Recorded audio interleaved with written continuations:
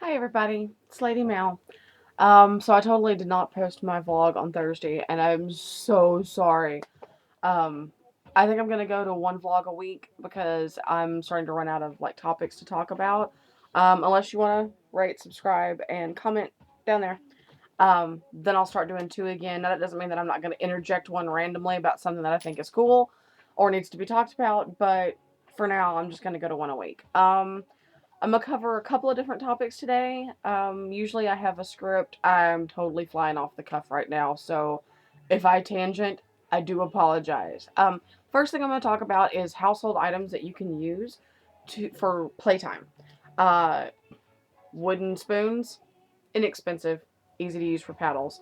Um, Clothespins, everybody's got clothespins. They can use them just like nipple clamps, click clamps, scrotum clamps, anything like that. Most people have rope for like clotheslines, usually always around. Neckties, scarves, silk scarves, um, stuff like that can be used for blindfolds, for restraints. Also, you have like zip ties that sometimes come with like to wrap up wires with. They can be used as restraints. Just be careful not to get them too tight. Um, then that brings me to food items. There's always the old standard of the cucumber. Everybody knows that. This is something that I haven't seen. So I was talking to a friend of mine who goes by the name of Venerator on FetLife. Check out his profile. I'll put a link on the side, whichever side it's on. I'll put a link to his profile. He and I were having a discussion one day about the fact that he likes Twizzlers. Okay, no big deal. Um, But he said that he popped somebody with one and that it hurt. I was like, you're right. It's candy. What the hell ever. And he was like, no, you should go buy some and find out. I'm like, okay, whatever. Well, a couple of days went by and my morbid curiosity kicked in. So I found myself at Target and I bought a package of rainbow Twizzlers. And I get home and I grab one. I'm like, okay, whatever. And I slap myself on the arm. I'm like, okay, well, that's kind of cool. It's a little bit of a sting, a little more than a crop and less than, I mean, a little more than a flogger and less than a crop. So it's, it's pretty cool. And a few minutes later, I had some really cool designs on my arm. So I'm like, okay, well, what else could I do with this? Because I had seen on FetLife that under the fetishes, Twizzlers is listed. Dead serious. So I'm like, okay, I could totally make a flogger out of these things because Venerator and I had talked about it. So I start gathering things up. So me being the crafty person that I am, which is probably not a good thing sometimes, I came up with this. It's all I have other pictures on my FetLife profile, and it's a flogger made out of Twizzlers. Easiest thing in the world to make. You take them and bunch them up at the end, and put a rubber band around here so that and squish them together. So then you get the falls like this, right? And then you take a paper towel roll, cut it in half, and then split it down the middle side, whatever it's round, and then squeeze it so that the sides like overlap, and to where it's tight around this. And then you wrap. I wrapped medical tape because that's all I had. I wanted duct tape, which now that I think about it, they've got colored duct tape, so that would be really awesome with this. Um, and so you twist it towards that skinny, and then you wrap it. And I went back and put super glue, or not super glue, hot glue in here to keep them in there when you're hitting with it. Now, obviously, I've had this for a couple of days, and I've used it a couple of times, and there's some breakage up here. But I mean, it's made out of candy. What do you expect?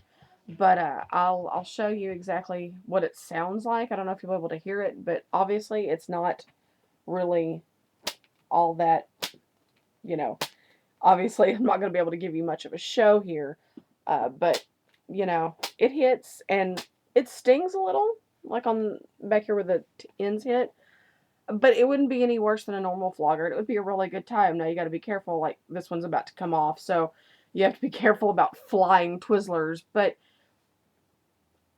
it's a good time and it's funny as hell. If for nothing else, a gag. Um, and then I had a friend of mine ask me about um, how to manage long distance relationships in the scene.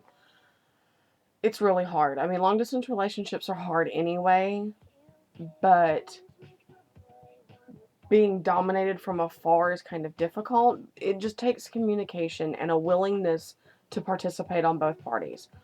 Um, Dominants could give orders like, do these chores before you talk to me next, or you don't get to get off again until you talk to me again.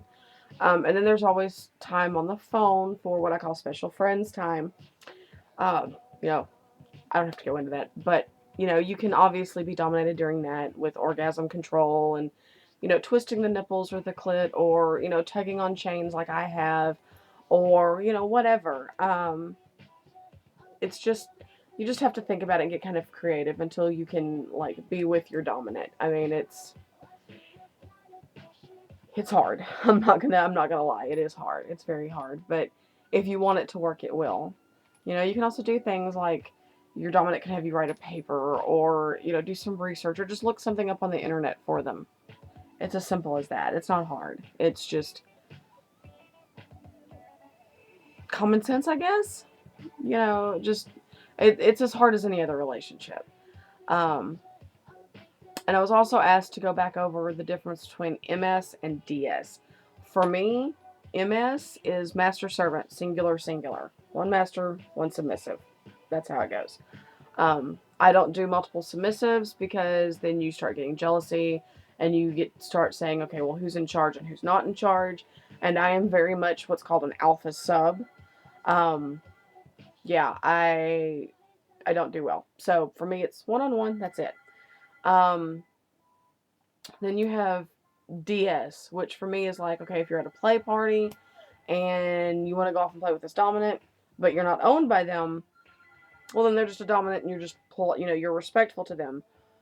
But at the end of the scene, you go your way, they go their way, and that's it. Maybe you'll meet up and play every once in a while, but there's not a expectation of concern on the dominance part in a DS. I mean, there's a little bit, but not as much as if it was your master or your mistress.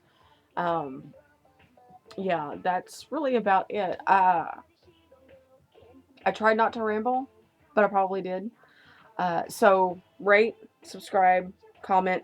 Please give me ideas for topics. I'm dying here. I can't do these without you people. And I want to say thank you to all of my subscribers and everyone that watches my videos and rates and subscribes. Even if you don't rate and subscribe, thank you for watching. I really never expected this to actually take off. And now that it has, I am just like totally floored that it's gotten this popular. So yeah, give me ideas. I don't even care if it has anything to do with BDSM. If it has something to do about role playing or makeup or food or whatever, I am willing to talk about anything. Ask me. If I don't think it's appropriate, I'll answer you privately. If I think it's appropriate, it'll be in my next vlog. So please, if you love me, send me your ideas because I need them. Um, I'll see you all later. Mwah! Hugs and kisses. See y'all later. Bye.